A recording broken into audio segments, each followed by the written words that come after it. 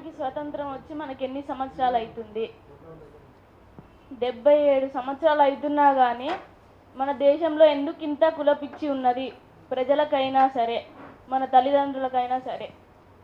ఈ కులపిచ్చి పోవడానికి ఇంకేం చేయాలి మనం? రేవంత్ రెడ్డి గారు ఎందుకు దీన్ని స్పందించడం లేదో నాకు అర్థం కావట్లేదు. రేవంత్ రెడ్డి గారిని అనడం తప్పో లేదో నాకు తెలియదు, కానీ అదే వాళ్ళ ఫ్యామిలీలో జరిగితే ఇలానే ఉంటారా? నేను ఒక ఆడపిల్లనే కదా, ఇప్పుడు తన రేవంత్ రెడ్డి గారి కూతురు లెక్కనే కదా నేను కూడా ఇప్పుడు. అయినా కూడా ఎందుకు స్పందించడం లేదు? ఇంతటి ఘోరం జరిగినా ఒక్కసారి కూడా మాకు ఇట్లా కాల్ చేసి కానీ లేకుంటే నార్మల్గా ఎవరితోనే చెప్పడం కానీ ఎలాంటిది లేదు. ఇలానే సూర్యాపేటలో కూడా మాకు ఎన్ని పొలిటికల్ పార్టీలు ఉన్నా వాళ్ళు కూడా మా దగ్గరకు వచ్చి ఇప్పటివరకు అసలు ఏమైంది, ఎలా ఉన్నారు, ఏం జరుగుతుంది అని కూడా ఇప్పటివరకు మమ్మల్ని అడిగింది లేదు. ఎవ్వరు కూడా ఏ పార్టీ నుంచి కానీ మాకు ఇప్పటివరకు అడిగింది లేదు. మా పక్కన కుల సంఘాలు, ప్రజా సంఘాలు వీళ్ళు మాత్రమే మాకు ఫస్ట్ నుంచి తోడుండి మాకు ధైర్యం ఇస్తున్నారు. అందుకే ఇప్పటివరకు రాగలిగి ఇంత మాట్లాడగలుగుతున్నాను. నేను కూడా వీళ్ళు ఇలానే తోడుంటే నేను ఎక్కడి వరకైనా దీన్ని తీసుకెళ్ళి మాట్లాడి ఎక్కడి వరకైనా ఏదైనా మాట్లాడగలుగుతా. ఇలానే అందరు నాకు తోడుండాలి అని చెప్పి నేను కోరుకుంటున్నా. నెక్స్ట్ ఏ అమ్మాయికి ఇలాంటిది జరగకూడదు. జరగకుండా ఉండాలి అంటే మనం అందరం ఇలానే ఉండాలి. ఏ అమ్మాయికి ఏది జరిగినా కూడా నేను దానికి ఖచ్చితంగా ఇలానే పోరాడుతాను. ఇంత చిన్న వయసులో ఉన్నా కూడా నేను ఇలా చెప్తున్నందుకు నా ధైర్యం ఎవరంటే నా పక్కన ఉన్న కుల సంఘాలే. వీళ్ళని చూసుకొని నేను అంత గౌరవంగాను అంత ధైర్యంగాను కూడా మాట్లాడగలుగుతున్నా. తర్వాత ఈ హత్య తర్వాత ఇంకో హత్య జరగకూడదు, నా కోరిక అదే. ఇక్కడితోనే ఈ హత్యలు పూర్తి కావాలి. కులాంతర వివాహం చేసుకున్న వాళ్ళకి ఏదో ఒక చట్టం రావాలి అని చెప్పి నేను రేవంత్ రెడ్డి గారిని కోరుతున్నాను.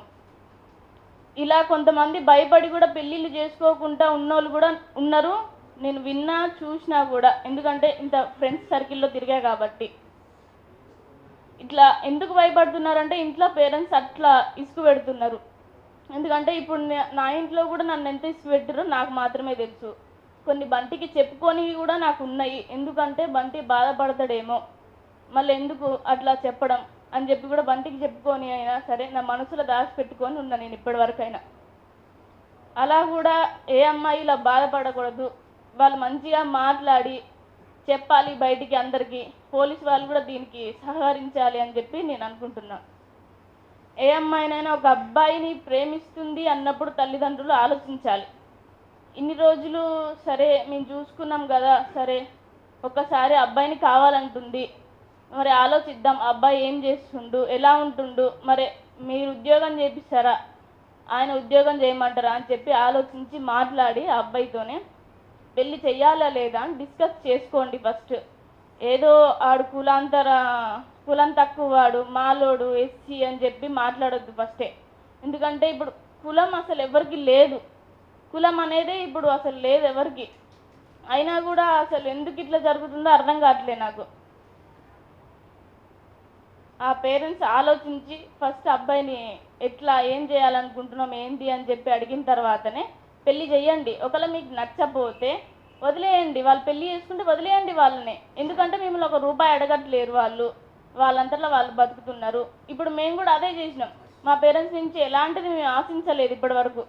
బంటి ఏమన్నాడంటే నీ నుంచి నాకు ₹1 వద్దు భార్గవి, నేను చూసుకుంటా. ఎందుకంటే నాకు అంత తెలివి ఉంది, నేను సంపాదించుకున్నా, నాకు అంత ఫ్రెండ్స్ ఉన్నారు చాలామంది, నేను చూసుకోగలుగుతా అని చెప్పి నాకు నమ్మకం ఇచ్చిండు బంటి. అందుకే నేను బంటితోనే పెళ్ళి చేసుకోవాలని, జీవితకాలం నేను బంటితోనే ఉండాలని చెప్పి కోరుకొని నేను బంటి కోసం వచ్చిన.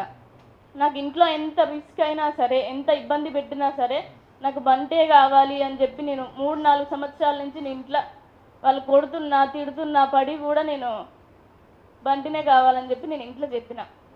అయినా కూడా వాళ్ళు ఒప్పుకోకపోవడంతో బంటి ఇంకా నా వల్ల కావట్లేదు, నేను ఉండలేకపోతున్నా, నన్ను కొడుతున్నారు బాగా, నేను వచ్చేస్తా అంటే ఇమ్మీడియట్ బంటి వచ్చి భార్గవి మనం పెళ్ళి చేసుకుందాము అని చెప్పి మేము పెళ్ళి చేసుకోవడం జరిగింది.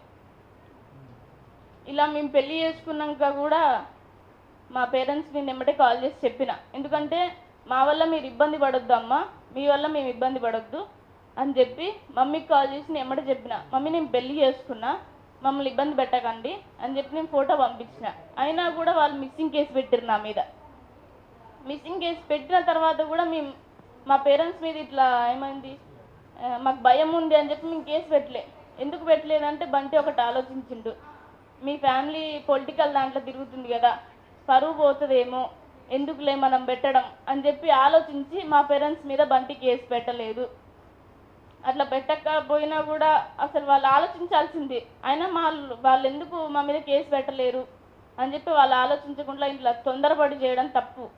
ఏ తల్లిదండ్రులైనా ఒక కులపిచ్చి ఉంటే చిన్నప్పటి నుంచే మీ స్కూల్కి పంపే స్టేజ్ నుంచే వాళ్ళకి ఈ కులంతో స్నేహం చెయ్యకూడదు, ఆ కులంతో మాట్లాడకూడదు, వాళ్ళ కులం తక్కువ అని చెప్పి నేర్పించి పెంచండి.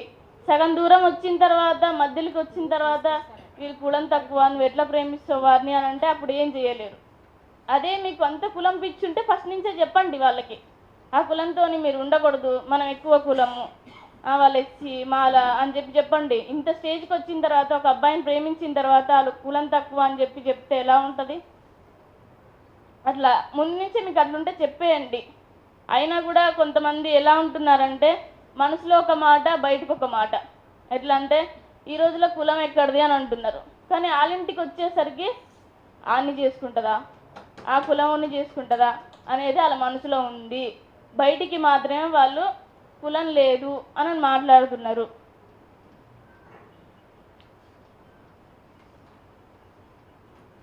దీనిపైన ముఖ్యమంత్రి గారు ఖచ్చితంగా చర్యలు తీసుకోవాలి, ఫాస్ట్ ట్రాక్ కోర్టు ఏర్పాటు చేయాలి తొందరగా ఆ నిందితులకు అని చెప్పి నేను కోరుకుంటున్నా. వాళ్ళకి ఫాస్ట్ ట్రాక్ కోర్టు ఏర్పాటు చేసి లైఫ్ టైం వాళ్ళకి అందులోనే ఉంచాలి. ఎందుకంటే వాళ్ళు బయటికి వచ్చినా కూడా మాకు ప్రాణహాని ఉంది. నాకు మొన్న తెలిసిన విషయం ఏంటంటే, నేను నల్గొండకి వెళ్తున్నా, ఇట్లా బెయిల్కి అప్లై చేసిరు వాళ్ళు అని చెప్పి నల్గొండకి వెళ్తుంటే నాకు బస్సులో ఒక ఆమె కలిసి మా రిలేటివ్ నన్ను గుర్తుపట్టి నాతో మాట్లాడింది, అరే నెక్స్ట్ టార్గెట్ నువ్వే అంటారా, వాళ్ళు మాట్లాడుకుంటుంటే నేను నిన్నా అని చెప్పి నాకు చెప్పింది.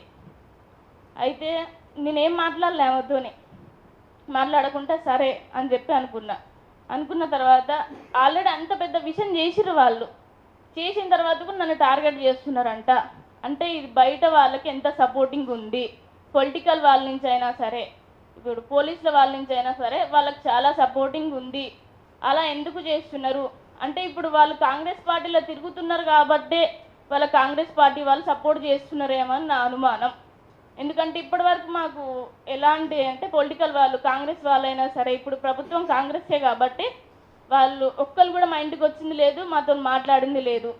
ఇప్పుడు కాంగ్రెస్లో దామోదర్ రెడ్డి గారు ఉన్నారు, పటేల్ రమేష్ రెడ్డి గారు ఉన్నాడు, ఇట్లా వీళ్ళందరూ ఉన్నా కూడా అసలు మా దగ్గరికి వచ్చి అసలు ఏమైంది, ఎట్లా జరిగింది, ఇలా జరిగింది కదా మేమున్నాము అని చెప్పి ఎవరు మా దగ్గరికి రాలేదు. అంటే వాళ్ళ సపోర్ట్ కూడా ఉంటుంది ఇందులో, పోలీస్ వాళ్ళ సపోర్ట్ కూడా ఉంటుంది ఖచ్చితంగా.